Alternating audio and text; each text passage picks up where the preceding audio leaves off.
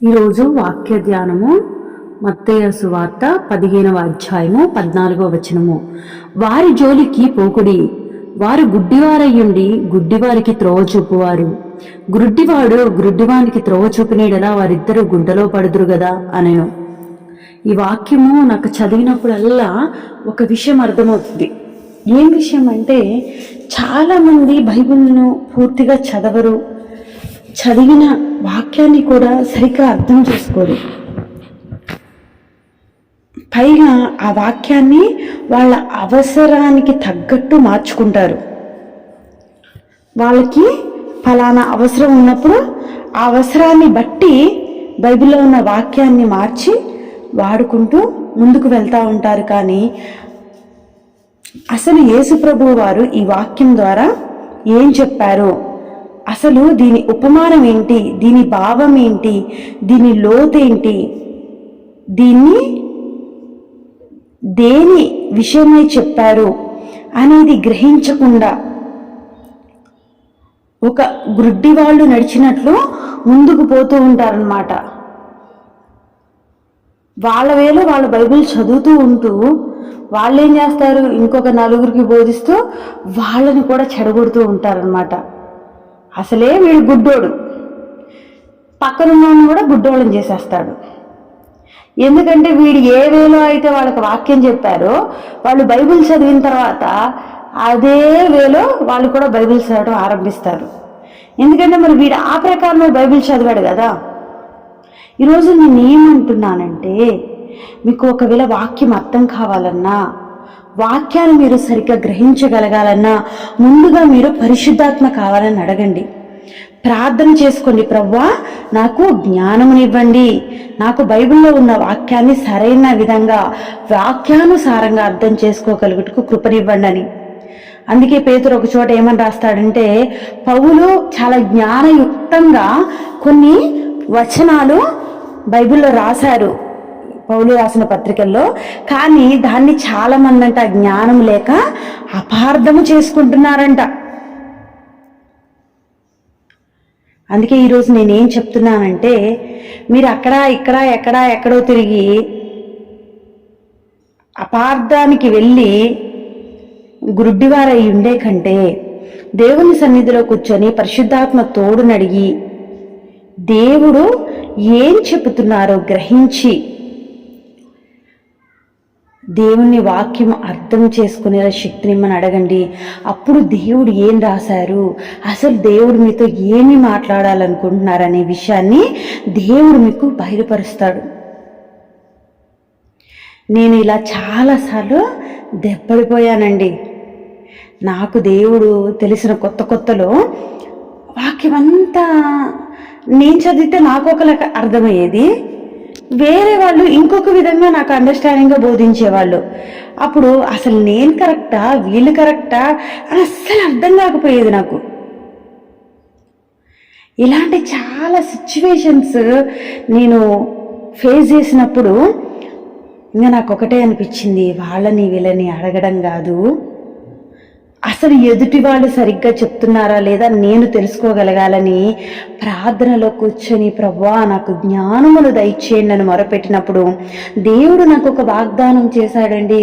నా నోట నీ మాటలు ఉంచి నా చేతి నీడలో నిన్ను కప్పి ఉంచుతానని.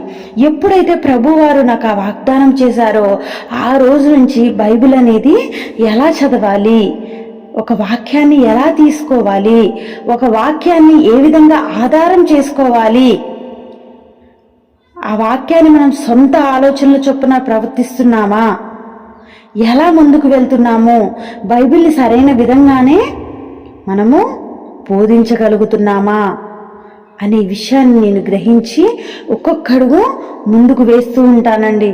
అందుకే నేను కంటిన్యూగా బోధించడానికి ఇష్టపడను. ఎందుకంటే పౌలు ఏమంటాడంటే, బోధించి నేను భ్రష్టుడని అయిపోతానేమోనని ఫస్ట్ నన్ను నేను నలగొట్టుకుంటున్నా అంటాడండి. ఎంత బోధించి ఏం లాభం, ఆ బోధ ప్రకారం మనం జీవించకపోతే అని అనిపిస్తుంది.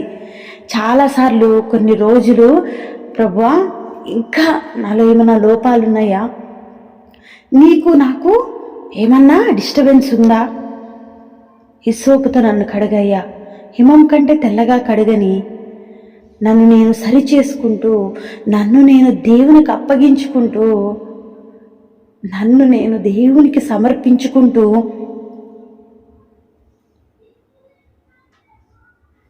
బోధ చేయడానికి ప్రిపేర్ అవుతూ ఉంటానండి. అందుకే ఎక్కువగా ప్రసంగాలు చేసినా కానీ ఆ ప్రసంగం వింటూనే ఉంటారు. కానీ కొంతమంది 24 గంటలు ప్రసంగాలు వింటారు, కానీ దాన్ని పాటించరు. మనం ఎంత విన్నది, ఎంత చదివింది, ఎంత ప్రేయర్ చేసింది కాదండి, ఎంత విన్న దాని ప్రకారం జీవిస్తున్నామో, ఎంతగానో వాక్యాన్ని ధ్యానించిన ప్రకారం మనము ప్రవర్తిస్తున్నామో అనే దాన్ని బట్టి మనము ముందుకు సాగాలండి. అందుకే దేవుడు ఏమంటాడు, తప్ప ఒప్ప తెలుసుకోవాలంటే ఆత్మఫలాలు బట్టి తెలుసుకోమని చెప్పాడండి. దేవుడు ఒక అతనికి బహుధనం ఇచ్చాడు, రోజు ప్రార్థన చేస్తాడు, వాక్యం బోధిస్తాడు, కానీ ఫలానా బాధ ఉంది ప్రభువా అని అతని దగ్గరకు వచ్చిన వాళ్ళకి ప్రార్థన చేసి పంపిస్తాడే కానీ, అమ్మా అంత బాధ ఉందా, ఆ బాధ ఏంటో చెప్పు, యేసు ప్రభు నాకు ఇచ్చిన దాంట్లో కొంత నీకు ఇచ్చి ఆ బాధను ముందుగా నేను తీరుస్తాను అనే మాట మాత్రం మార్చరండి. అందుకే దేవుడు ఏమంటాడో తెలుసా, వస్త్రహీనుడు వస్తే వస్త్రం ఇవ్వకుండా నువ్వు ప్రార్థన చేసి పంపిస్తే ఏం లాభం, నీకు 2 వస్త్రాలుంటే 1 వస్త్రమి అని చెప్తాడు.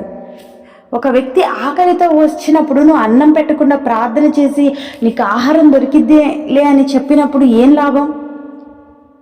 నేను అదే అంటున్నానండి. ఈరోజు వాక్యం కూడా ఇలానే ఉంది.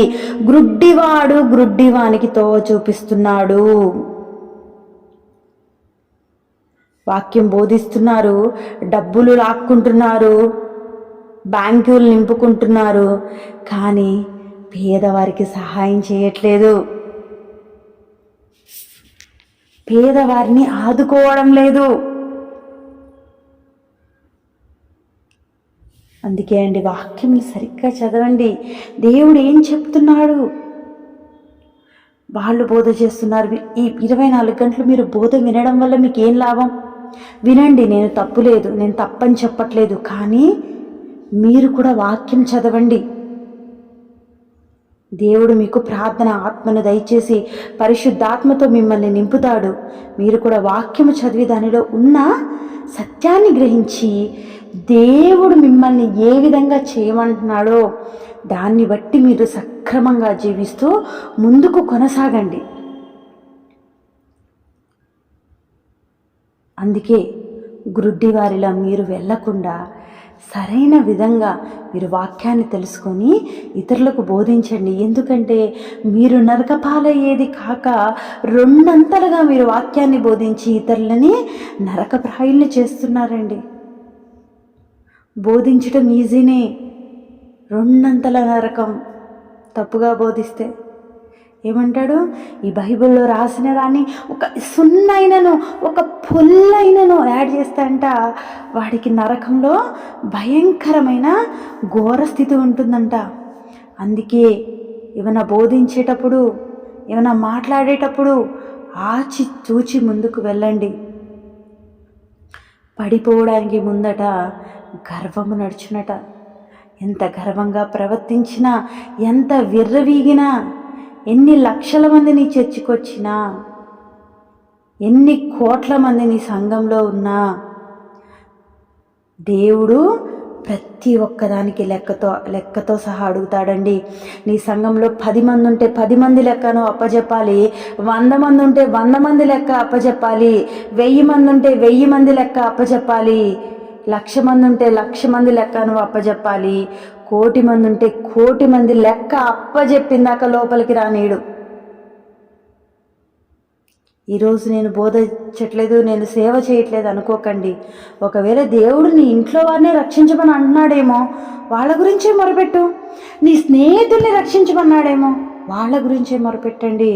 గుర్తుపెట్టుకోండి, దేవుడు పొద్దున వచ్చిన వాళ్ళకి అదే కూలిచ్చాడు, మధ్యాహ్నం వచ్చిన వాళ్ళకి అదే కూలిచ్చాడు, పని ఇడిసిపెట్టేటప్పుడు వచ్చిన వాళ్ళకి కూడా అదే కూలిచ్చాడండి. ఆయన ఇష్టం. ఆయన ఎంత 10 మందిని రక్షించమంటే నీకు 1,000,000 మంది రక్షించిన కూలే ఇవ్వచ్చు. కానీ ప్రతి ఒక్కదానికి లెక్క అయితే ఖచ్చితంగా ఉంటుందండి. అందుకే బైబిల్ని సక్రమంగా చదివి సక్రమంగా తెలుసుకొని సక్రమంగా బోధ చేయండి. దేవుడు మిమ్మల్ని దీవించునుగాక. ప్రార్థన చేసుకుందాం. ప్రభువా, విన్న వాక్యాన్ని ప్రభువా దున్నిన నేలపైన విత్తమని ప్రతి ఒక్కరూ సరైన విధంగా వాక్యం చదవడానికి, చదివిన దాన్ని గ్రహించగలగడానికి సాయం చేయమని యేసు నామములో అడుగుచున్నాం తండ్రి, ఆమేన్. ఈ వాక్యము మీరు వినడమే కాదండి, అనేకులకు వినిపించండి, షేర్ చేయండి, సబ్స్క్రైబ్ చేయండి, లైక్ చేయండి. దీనివల్ల అనేకులు ఈ వాక్యాన్ని విని గ్రుడ్డివారిలా కాకుండా సరైన త్రోవలో నడిచేవారుగా వెళ్ళగలుగుటకు, సువార్త సేవలో మీరు కూడా పాలిభాగస్తులవుటకు, దేవుని ఆశీర్వాదాలు పొందుటకు మీరు కూడా కృప పొందిన వారవుతారు.